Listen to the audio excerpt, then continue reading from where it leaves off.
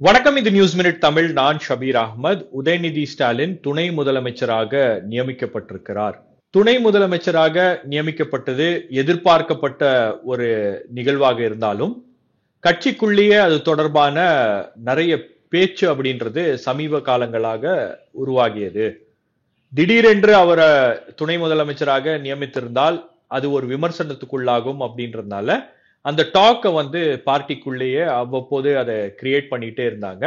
2024 தேர்தலுக்கு பின்பு அவரை துணை முதலமைச்சராக நியமிப்பது அப்படின்ற அந்த பேச்சுக்கள் அப்படின்றது கட்சிக்குள்ள தொடங்கிருச்சு. அந்த ரிசல்ட்ஸ் வந்த ஒரு சில நாட்கள்லயே அந்த பேச்சு அப்படின்றது உருவாயிருச்சு. ஒரு பக்கம் கட்சியினர் மிகவும் உற்சாகம் அடைந்திருக்கிறார்கள். திமுக ஆதரவாளர்கள் அதை வரவேற்றிருக்கிறார்கள். கூட்டணி கட்சியினர் இதை வரவேற்று வாழ்த்து தெரிவித்திருக்கிறார்கள். இன்னொரு பக்கம் பாத்தீங்கன்னா எதிர்கட்சியினர் அந்த விமர்சனத்தை முன்வைக்கிறாங்க. என்ன அவசியம் வந்துருச்சு உதயநிதி ஸ்டாலின் துணை முதலமைச்சர் ஆக்குறதுக்கு? அப்போ முதலமைச்சருடைய செயல்பாடுகள் என்பது கேள்விக்குறியாகிறது. முதலமைச்சர் தான் நல்லா செயல்பட்டு இருக்காரு, எதற்கு துணை முதலமைச்சர்? துணை முதலமைச்சர் அப்படின்றது முதலமைச்சரால பல்வேறு விஷயங்களை செயல்படல அப்படின்னும் போது ஒரு துணை முதலமைச்சர் இருப்பதுதான் சரியாக இருக்கும் அப்படின்ற அந்த விமர்சனங்கள், அந்த கேள்விகள் எல்லாம் எழத் தொடங்கி விட்டது. திமுகவை பொறுத்த வரைக்கும் உள்ளுக்குள்ள நம்ம பேசும்போது, அந்த தலைவர்கள் மத்தியில பேசும்போது இதுதான் சரியான தருணம் அப்படின்னு கட்சியுடைய தலைமை என்பது முடிவு செய்திருக்கிறது. இது முழுக்க முழுக்க முதலமைச்சர் மு க ஸ்டாலினுடைய முடிவு. அவர்தான் அந்த முடிவை எடுக்கக்கூடிய இடத்துல இருக்காரு. ஆகவே அவர் இந்த முடிவு இந்த சமயத்துல எடுப்பதுதான் சரி அப்படின்றது அவருக்கு தோன்றி இருக்கிறது. ஆகவேதான் இந்த முடிவை எடுத்திருக்கிறார். இன்னொன்னு, உங்களுக்கு தேர்தலுக்கு இன்னும் 1.5 வருஷம் இருக்கு. சோ அப்ப இவரை துணை முதலமைச்சர் ஆக்கிட்டோம்னா உங்களுக்கு சிஎம் பல இடங்களுக்கு நேரடியாக டிராவல் பண்ண முடியாது. அப்போ துணை முதலமைச்சர் டிஸ்ட்ரிக்ட்ஸ்க்கு போறது, ரிவ்யூ மீட்டிங்ஸ் நடத்துறது, அதிகாரிகளோட அந்த மீட்டிங்ஸ் நடத்துவது, இந்த மாதிரியான விஷயங்கள்லாம் அவர் பார்த்துப்பாரு. முதலமைச்சர் பெரிய பெரிய ஈவெண்ட்ஸுக்கும் பெரிய நிகழ்வுகளுக்கும் அவர் டிராவல் பண்ணுவாரு. இந்த அன்றாட நடவடிக்கைகள் எல்லாம் துணை முதலமைச்சராக இருக்கக்கூடிய உதயநிதி ஸ்டாலினுடைய கண்காணிப்பில் இருக்கும் அப்படின்றது தான் கட்சியிலிருந்து நமக்கு சொல்லக்கூடிய விஷயமாக இருக்கிறது. அப்போ 1.5 வருஷம் எலெக்ஷனுக்கு முன்னாடி இருக்கு அப்படின்னும் போது அவருடைய இமேஜும் துணை முதலமைச்சர் அப்படின்ற அந்த அந்தஸ்துல இருக்கும்போது அது கொஞ்சம் உயரும், அது கொஞ்சம் பில்ட் ஆகும். இன்னொன்னு என்ன பாத்தீங்கன்னா, உங்களுக்கு அதை எதிர்ப்பதற்கு எதிர்கட்சிகளும் பெரிய அளவுக்கு வலுவாக இல்லை. குறிப்பாக அதிமுக தான் திமுகவை தொடர்ந்து குற்றம் சாட்டி கொண்டிருக்கும். இது ஒரு வாரிசு கட்சி, வாரிசு அரசியலை தான் திமுக முன்னெடுக்கிறது அப்படின்றது கடந்த காலங்கள்ல திமுக மீது தொடர்ந்து வைக்கப்படுகின்ற ஒரு விமர்சனம். அந்த விமர்சனம் என்பது முதலமைச்சர் மு க ஸ்டாலின் அந்த பதவிக்கு வரும்போது அந்த விமர்சனம் எல்லாம் பெரிய அளவுக்கு எடுபடவில்லை.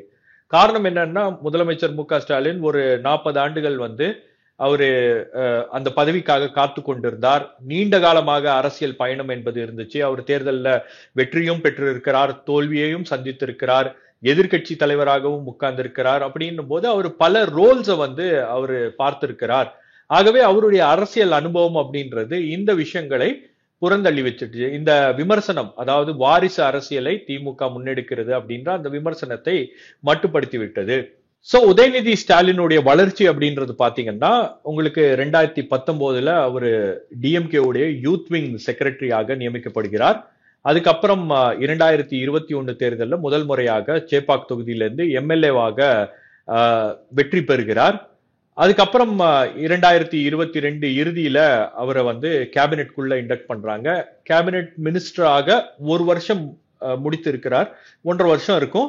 அதுக்கப்புறம் இப்பொழுது அவருக்கு துணை முதலமைச்சர் அப்படின்ற பதவி உயர்வு என்பது கிடைத்திருக்கிறது. சோ இவ்வளவு ரேபிட் பேஸ்ல அவருடைய growth அப்படின்றது இருக்கிறது. இது சரியாக இருக்குமா? இதை மக்கள் ஏற்றுக்கொள்வார்களா? இதை மக்கள் எப்படி பார்ப்பார்கள் அப்படின்ற அந்த டிஸ்கஷன்ஸ் அப்படின்றது கட்சிக்குள்ளேயே போயிட்டு இருக்கு. கட்சியுடைய சீனியர்ஸும் இது சரியான நேரம் கிடையாது அப்படின்றதெல்லாம் அவங்களும் அவங்களுடைய கருத்துக்களை தெரிவிச்சிருக்காங்க. பட் முதலமைச்சர் அந்த முடிவை எடுத்துட்டாரு. இப்போ கலைஞர் கருணாநிதி அவர்களுடைய பொலிட்டிக்கல் கரியர்ல அவரு முதல் முறையாக எம்எல்ஏ ஆகும்போது அவருக்கு 33 வயசு. அதுக்கப்புறம் அவர் ரேங்க் அண்ட் ஃபைல்ல இருந்து அப்படியே டெவலப் ஆகி பார்ட்டியில அந்த பார்ட்டியை லீட் பண்ணும்போது அவர் முதல் முறையாக சீஃப் மினிஸ்டர் ஆகும்போது அவருக்கு ஏஜ் அப்படின்றது அவருடைய சைட்ல இருந்துச்சு. அதனால அவரால் வந்து தமிழ்நாடு அரசியலுக்கும் தமிழ்நாட்டுக்கும் ஒரு கிளியர் விஷனை வந்து அவரால் உருவாக்க முடிந்தது. ஆகவே அந்த அட்வான்டேஜ் அப்படின்றது இன்னைக்கு உதயநிதி ஸ்டாலின் இருக்கு. அது அந்த அட்வான்டேஜ் வந்து திரு மு க ஸ்டாலினுக்கு இல்ல. அவரு சீஃப் மினிஸ்டராக ஃபர்ஸ்ட் டைம் வரும்போது அவருடைய பொலிட்டிக்கல் கரியர் அப்படின்றது பெரிய அளவுக்கு இருந்தாலும் அவர் age is not on his side. So Udhayanidhi ஸ்டாலினுக்கு இதுதான் வந்து சரியான தருணம். அவருக்கு அடுத்தது இந்த திமுக என்ற இந்த இயக்கத்தை கொண்டு செல்வதற்கும் அதே போல தமிழ்நாட்டுக்கு ஒரு விஷன் அப்படின்ற ஒரு விஷயத்தை உருவாக்குவதற்கும் அவருக்கு வந்து இன்னைக்கு துணை முதலமைச்சர் அப்படின்ற அந்த பதவி உயர்வும் அந்த இமேஜும் வந்து தேவைப்படுகிறது. அது மட்டும் இல்லாம உங்களுக்கு இந்த டைனஸ்டி பாலிடிக்ஸ் அப்படின்ற ஒரு விமர்சனம் அப்படின்றது தொடர்ந்து இருந்து கொண்டே இருக்கிறது. அப்போ கடந்த தேர்தலையும் பிஜேபி அதை ரொம்ப ஸ்ட்ராங்கா முன் வச்சாங்க. திமுக என்பது குடும்ப கட்சி, திமுக என்பது குடும்ப முன்னேற்ற கழகம் அப்படின்ற அந்த குற்றச்சாட்டுகள் எல்லாம் வச்சார்கள். பிரதமர் மோடியில இருந்து அமித்ஷால இருந்து வந்து பேசின எல்லாரும் வந்து இந்த விஷயங்களை பற்றி குறிப்பிட்டாங்க. பட் அது பெரிய அளவுக்கு தமிழ்நாட்டில் எடுபடவில்லை. காரணம் என்னன்னா, ஒண்ணு பாஜகவை எதிர்க்கிறாங்க, ரெண்டாவது பாஜக வைக்கின்ற குற்றச்சாட்டு அது திரு மு க ஸ்டாலின் அவர்களை முன்வச்சு அந்த குற்றச்சாட்டு வைக்கிறாங்க அப்படின்ற போது அது மக்கள் வந்து பெருசாக ஏத்துக்கல. பட் உதயநிதி ஸ்டாலினுடைய எலிவேஷனும் அப்படியே பார்க்கப்படுமா அப்படின்றது ஒரு $1 million கொஸ்டின். சோ வருகின்ற நாட்கள்ல அவரை மக்கள் எப்படி அக்செப்ட் பண்ணிக்க போறாங்க அப்படின்றத பொறுத்துதான் வந்து அந்த கேள்விகளுக்கு எல்லாம் ஒரு பதில் என்பது கிடைக்கும். அதே போல உங்களுக்கு இந்த டெபுட்டி சீஃப் மினிஸ்டர் அப்படின்ற அந்த பதவி அப்படின்றது அது பார்ட்டிக்கும் ஒரு மெசேஜ். ஏன்னா உதயநிதி ஸ்டாலின் தான் இந்த பார்ட்டியை நெக்ஸ்ட் ஜெனரேஷனுக்கான ஒரு இயக்கமாக கொண்டு செல்ல போகிறார் அப்படின்ற ஒரு விஷயத்தை வந்து திமுக தற்போது அடையாளப்படுத்தி இருக்கிறது. உங்களுக்கு கவர்மெண்ட்ல கிடைக்கக்கூடிய ஒரு பதவி அப்படின்றது அது ஒரு நிரந்தர பதவி கிடையாது. அது ஒரு இன்னும் வந்து அது ஒரு தற்காலிகமான ஒரு பதவி தான். நீங்க ஆட்சியில தொடர்ந்து இருக்க போகிறீர்கள் அப்படின்றது கிடையாது. உங்களுக்கு ஆட்சி வரும் போவும் கட்சியுடைய பதவி தான் முக்கியம். பட் உதயநிதி ஸ்டாலின் வந்து ஒரு இளைஞர் அணியிலிருந்து உங்களுக்கு ஒரு பார்ட்டி போஸ்ட்ல இன்னும் வந்து வரணும் அப்படின்னா பல சீனியர்ஸ் இருக்காங்க. சோ திடீரென்று அவரை வந்து ஒரு பெரிய பார்ட்டி போஸ்ட் கொண்டு வர முடியாது அப்படின்னும் போது இந்த டெப்டி சிஎம் அப்படின்ற ஒரு விஷயத்தை கையில் எடுத்திருக்கிறார்கள். அதுவும் 2026 தேர்தலுக்கு முன்பு இந்த முடிவு என்பது எடுக்கப்பட்டிருக்கு. அவரை டெப்டி சிஎம்மா ஆக்குறாங்க அப்படின்னும் போது இன்னொரு விஷயமும் வந்து திமுக கூர்ந்து கவனித்திருக்கிறது. ஏன்னா 2026 தேர்தல் என்பது திமுகவுக்கு ஒரு மிக முக்கியமான தேர்தலாக இருக்கிறது. இன்னைக்கு பொறுத்த வரைக்கும் உங்களுக்கு பாத்தீங்கன்னா ஆப்போசிஷன்ல எந்த விதமான ஒரு ஆக்டிவிட்டியும் கிடையாது. அதிமுக எங்க இருக்கு அப்படின்றது தெரியல. அதிமுக தலைவர், குறிப்பாக எதிர்கட்சி தலைவராக இருக்கக்கூடிய இபிஎஸ் அவர்கள் சேலத்துல மட்டும் உட்கார்ந்துட்டு அரசியல் பண்றாரு. சேலமும் சென்னையும் மாறி மாறி போயிட்டு இருக்காரு. பட் தமிழ்நாடு முழுவதும் வந்து எந்த இடத்துக்கும் அவர் போறதில்ல. பெரிய அளவுக்கு ஒரு ஆக்டிவிட்டி அப்படின்றது ஆப்போசிஷன் கேம்ப்ல இல்ல அப்படின்னும் போது அவங்க எதிர்பார்க்கிறது என்னன்னா, விஜயுடைய அரசியல் வருகை அப்படின்றது ஒரு தாக்கத்தை ஏற்படுத்தும். குறிப்பாக இளைஞர்கள் மத்தியில ஒரு தாக்கத்தை ஏற்படுத்தும். அப்போ உங்களுக்கு விஜயுடைய போட்டி என்பது உதயநிதி ஸ்டாலினோட தான் ஒப்பிட்டு பார்ப்பார்கள். அதே போல அந்த செகண்ட் ஜெனரேஷன் லீடர்ஸ் இருக்காங்களா, அவங்களுக்குள்ளதான் அந்த போட்டி அப்படின்றது இருக்கும். அப்படின்ற பட்சத்துல நீங்க விஜய்க்கு ஈக்குவலாக ஒரு ஸ்டேச்சர்ல உதயநிதியை நிறுத்த வேண்டும் அப்படின்னா இந்த துணை முதலமைச்சர் பதவி என்பதும் வந்து தேவைப்படுகிறது. சோ திமுகவுல துணை முதலமைச்சருக்கு தகுதியான வேற தலைவர்களே இல்லையா, வேற லீடர்ஸ் இல்லையா? துரைமுருகனை வந்து நீங்க கொண்டு வந்திருக்கலாம். வந்து கட்சிக்கு ஒரு மிகப்பெரிய விசுவாசி, நீண்ட காலமாக அவர் கட்சியில இருந்திருக்காரு. அவருக்கு ஒரு மரியாதை கொடுத்து அவரையும் துணை முதலமைச்சர் ஆக்கியிருக்கலாம். ஒன்றுக்கு மேற்பட்ட துணை முதலமைச்சர்கள் இருப்பது ஒன்றும் தவறு இல்லை அப்படின்லாம் வந்து பல்வேறு விமர்சனங்கள் வந்தாலும் இட்ஸ் அ கேம்பிள். நீங்க துணை முதலமைச்சர் பதவி அப்படின்றது திமுக எடுத்து வைத்திருக்கக்கூடிய ஒரு பொலிட்டிக்கல் மூவ். இப்போ அதுல அவங்களுக்கு விமர்சனம் வரும் அப்படின்றது நல்லா தெரியும். பட் அந்த விமர்சனத்தை அவர் வந்து அவருடைய பெர்ஃபார்மன்ஸ் தான் வந்து அது முறியடிக்கும். நீங்க பதவி கொடுத்துட்டாங்க அப்படின்றதுக்காக நீங்க வந்து எனக்கு துணை முதலமைச்சர் பதவி கிடைச்சிருச்சு அப்படின்னு சொல்லிட்டு அவர் வந்து அப்படியே சைலண்டா போயிட்டாரு அப்படின்னா அது இருந்தும் எந்த பயனும் கிடையாது. பட் சோ அதனால அவருடைய பெர்ஃபார்மன்ஸ் தான் வந்து இப்ப ஜட்ஜ் பண்ணோம். ஒரு 6 மாசத்துக்கு, ஒரு 8 மாசத்துக்கு, அல்லது இந்த தேர்தல் நெருங்கும் போது ஒரு விமர்சனம் அப்படின்றது தொடர்ந்து திமுக மீது இருந்து கொண்டே இருக்கும்.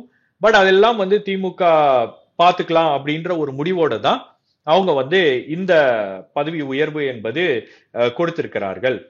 அப்போ உதயநிதி ஸ்டாலினுடைய பெர்ஃபார்மன்ஸ் தான் இது வரைக்கும். அவர் வந்து ஒரு ஸ்போர்ட்ஸ் மினிஸ்டராக இருந்திருக்கிறார்.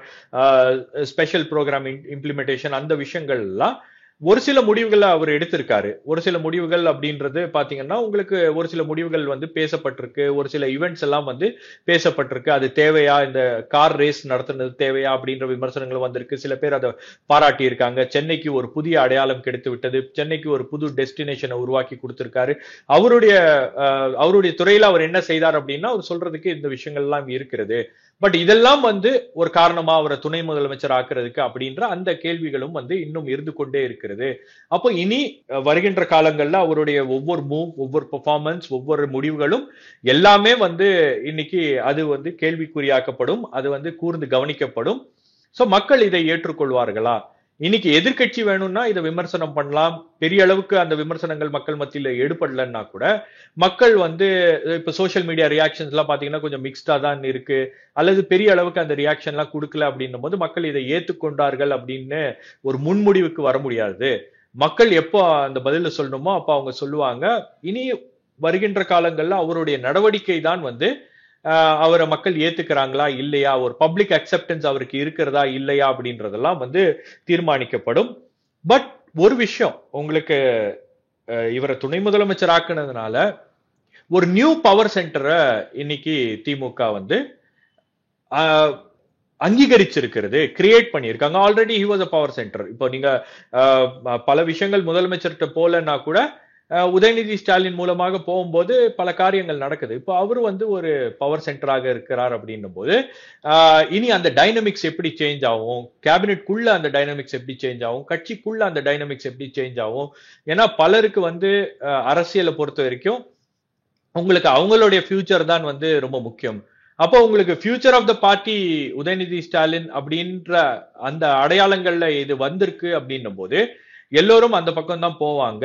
அப்போ இதெல்லாம் வந்து திமுகவுக்குள்ள என்ன மாதிரியான ஒரு மாற்றங்களை கொண்டு வரும், என்ன மாதிரியான விமர்சனம் வரும் அப்படின்றதெல்லாம் வந்து நாம பொறுத்திருந்தா பார்க்கணும். இன்னொன்னு, உதயநிதி ஸ்டாலினை வந்து துணை முதலமைச்சர் ஆக்குனதுக்கும் அதே போல அவருக்கு ஒரு ப்ரமோஷன் எலிவேஷன் கொடுத்ததுக்கும் உங்களுக்கு பெரிய அளவுல வெளியேந்து எதிர்ப்பு வரலன்னா கூட, எதிர்ப்பு வரணும் அப்படின்னா அது கட்சிக்குள்ள தான் வரணும். பட் கட்சிக்குள்ள அந்த எதிர்ப்பு அப்படின்றது, அந்த முணுமுணுப்புகள் எல்லாம் வந்து பெரிய அளவுக்கு இல்லை அப்படின்னும் போது இப்போதைக்கு அவருடைய அந்த சக்சஷன் பிளான் அப்படின்றது சக்சஸ்ஃபுல்லா அவரை லான்ச் பண்ணியிருக்காங்க. பட் வருகின்ற நாட்கள்ல இந்த உதயநிதி ஸ்டாலின் என்ன சொல்றாருன்னா, இது எனக்கு கொடுத்திருக்கக்கூடிய ஒரு பொறுப்பு, இது பதவி கிடையாது, இது ஒரு பொறுப்பு அப்படின்றாரு. சோ அந்த பொறுப்பை அவர் எப்படி நிறைவேற்றுகிறார், அதுக்கப்புறம் அவருக்கு என்ன விஷன் இருக்கிறது தமிழ்நாட்டுக்காக, அவருக்கு என்ன விஷன் இருக்கிறது கட்சியை வந்து அடுத்த லெவலுக்கு கொண்டு போறதுக்காக, இளைஞர்களை ஈர்ப்பதற்காக. நீங்க திராவிட மாடல் வகுப்புகள் வந்து மாவட்டந்தோறும் நடத்துறதுனாலேயே நீங்க கட்சியை வந்து அடுத்த லெவலுக்கு கொண்டு போயிட்டீங்க அப்படின்றது அர்த்தம் கிடையாது. பலருக்கு இன்னைக்கு திராவிட சித்தாந்தம், திராவிட அரசியல் பற்றி ஒரு பெரிய ஆர்வம் என்பது ஏற்பட்டிருக்கிறது. அப்போ அந்த ஆர்வத்தை அடுத்த ஜெனரேஷனுக்கு எப்படி கொண்டு போறது, இந்த இயக்கத்தை இன்னும் வளர்ப்பதற்கான என்ன நடவடிக்கைகள்ல அவர் ஈடுபட போகிறார், அவருடைய சேலஞ்சஸ் எல்லாம் வந்து ரொம்ப அதிகமாக இருக்கிறது. குறிப்பாக உங்களுக்கு 2026 தேர்தல்ல அந்த தேர்தல் களம் என்பது மாறப்போகிறது. அடுத்த ஜெனரேஷனுக்கான அந்த தேர்தல் அப்படின்றது முன்னெடுக்கும் போது விஜய் கிட்டையும் அதே போல சீமான் போன்றவர்கள் கிட்டையும் தான் இளைஞர்கள் அதிக அளவுல இருக்காங்க. அவர்களெல்லாம் திமுகவின் பக்கம் ஈர்ப்பதற்கும் திமுகவின் பக்கம் அவங்களை கொண்டு வருவதற்கும் என்ன திட்டங்களை உதயநிதி வச்சிருக்கிறார் அப்படின்றதெல்லாம் வந்து நம்ம பொறுத்து பார்க்கணும். கவர்மெண்ட்ல அவருக்கு கிடைச்சிருக்கக்கூடிய பதவி அப்படின்றதெல்லாம் வந்து ஒரு அலங்கார பதவியாக இருந்தாலும், அது ஒரு தற்காலிக பதவியா இருந்தாலும், கட்சி தான் வந்து முக்கியம். அப்ப அவர் கட்சிக்கு என்ன மாதிரியான திட்டங்களை வைத்திருக்கிறார் அப்படின்றதையும் வந்து நாம கூர்ந்து கவனிக்கணும். அதையும் வந்து பல பேர் தொடர்ந்து கண்காணிப்பார்கள். சோ இந்த அடிப்படையில தான் அவருடைய எலிவேஷன் அப்படின்றது பார்க்கப்படுகிறது. பட் இதை மக்கள் ஏற்றுக்கொள்வார்களா இல்லையா அப்படின்றது அவருடைய பெர்ஃபார்மன்ஸ், அவருடைய நடவடிக்கைகள் மூலம்தான் அது மக்கள் தீர்ப்பளிப்பார்கள் அப்படின்னு நாம் எதிர்பார்க்கலாம். வேறொரு நிகழ்ச்சியில் உங்களை சந்திக்கிறேன். நன்றி, வணக்கம்.